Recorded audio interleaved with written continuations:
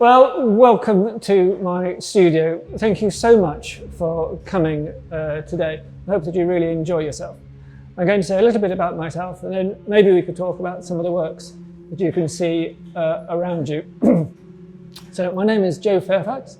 I'm an artist, but I don't feel at ease really saying artist, but it doesn't really matter. It's just creative, I suppose.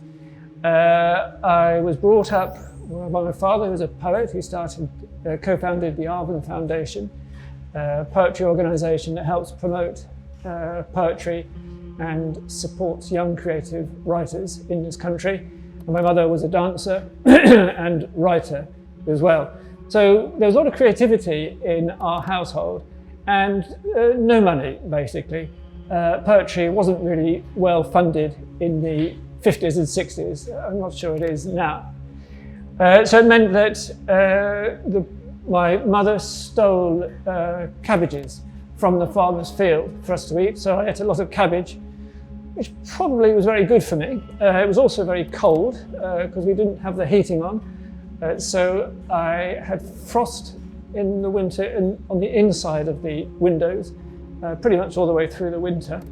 And we had no bathroom. So I used to have my baths in a metal tub in front of the fire, which I didn't know anything else, so it seemed terrific to me. I was very happy with everything. Being the fourth in the family meant that the bath water wasn't the cleanest or the hottest by the time I got to it, but it was still a really nice time.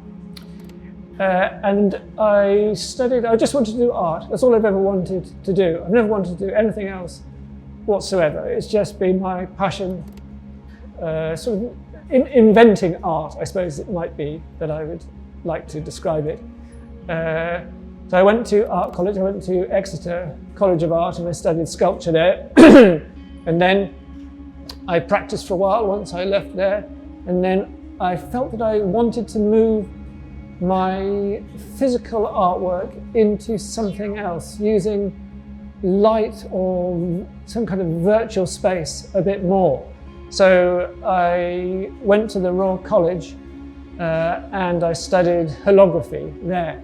And that was fantastic, absolutely brilliant, because then I could have forms which weren't requiring either support or suspension. You could just have a form in space.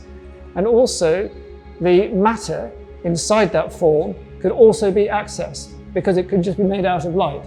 So it was really quite mind-blowing for me to experience making the artworks actually out of light rather than a material that is illuminated.